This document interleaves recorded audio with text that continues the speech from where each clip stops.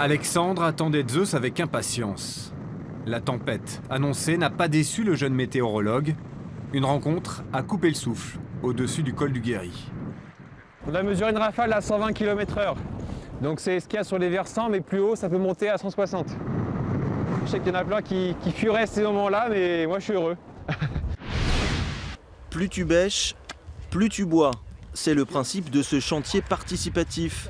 Sur ce bout de terrain mis à disposition par l'université de Villetaneuse, ces paysans bénévoles plantent 4000 pieds de vigne qui donneront leur première récolte dans 2 ou 3 ans. Il y a un mouvement général qui fait que tout le monde a envie de gratter la terre, tout le monde a envie de mettre des fleurs, tout le monde a envie de faire pousser ses petites tomates chez soi. Et puis nous, on a la chance de pouvoir faire de la vigne et du vin.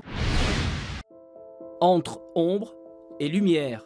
Voici donc la vue du lac Léman, un paysage peint par Gustave Courbet, à l'heure où l'artiste qui a fui la France pour éviter la ruine séjourne en Suisse, son pays d'exil. Cette œuvre était restée des années durant en réserve des musées de Granville. Propriété de la municipalité depuis 1892, la vue du lac Léman était restée à l'abri des regards, faute de certitude quant au véritable nom de son auteur. Vous l'avez connu à quelle époque? Là, enfin un peu avant, 92. Je suis le mari qui a résisté le plus longtemps. Seule son histoire d'amour avec Saint-Tropez aura duré plus longtemps. 60 ans déjà, de partage, d'échanges, de déchirements et de bonheur entre la star et le petit village de pêcheurs.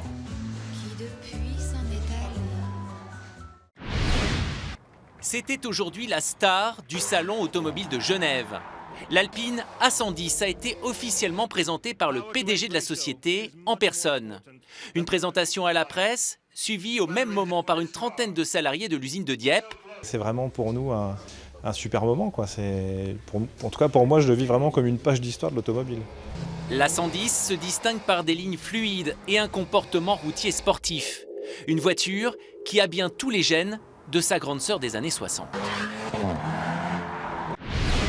20 ans déjà que le festival Les Composites montre la rencontre entre 2 mondes magiques, les sciences et techniques et l'art. Les artistes sont des magiciens, sont des virtuoses de l'illusion. Ils nous amènent à nous plonger sur des mondes un peu parallèles. Magique, parfois irréel ou irrationnel en apparence, quand l'illusion devient un moyen d'investigation, de recherche de réponses à des mots bien réels.